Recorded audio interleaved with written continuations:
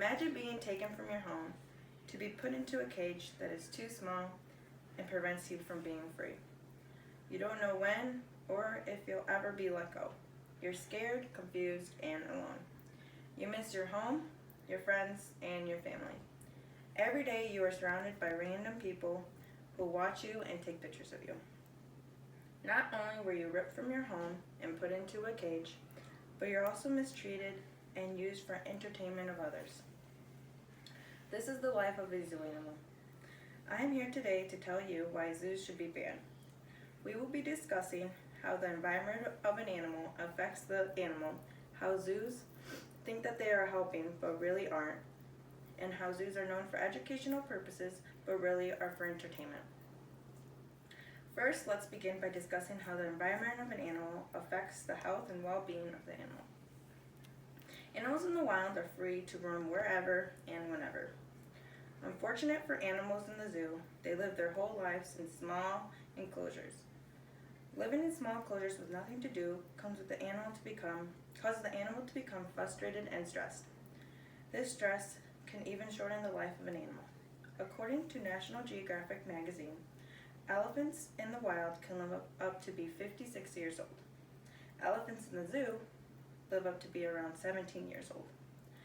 The stress of an animal has many impacts on its health and well-being. Imagine how you would feel if you had to live your whole life in your room. Another reason why zoos should be banned is because zoos are not helping the animal. What I mean by this is that there are certain behaviors that animals were involved to perform. For example, a lion was born to know that in order to survive, they must search for prey, kill it, and then eat it. But lions in the zoo don't get to perform these normal instincts that they were born with. Instead, a zookeeper brings them their food with zero work from the lion. This connects to the animal feeling as it has no purpose, and with extra energy that they need to release since they didn't have to work for their food. According to PETA, we are harming animals but not allowing them to do tasks that they were born to do. These tasks help them to gain confidence and reduces stress, which later helps them to find mates and reproduce. Another reason why zoos should be banned is because they are for entertainment purposes instead of educational purposes. According to psychologists who gathered information from children between 7 to 15 years old before and after visiting the zoo, the researchers found that 59% of children who were at the zoo had no positive educational outcome. This number goes up to 66% if they did not have a guide with them.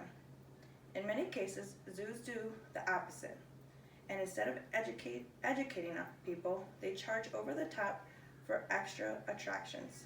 These attractions include, but do not limit, feeding giraffes, playing with cub lions, or riding elephants. Lastly, we owe it to the zoo animals to share the awareness on the truth of zoos. There are many alternatives of zoos. For example, watching documentaries or a new concept called virtual zoos.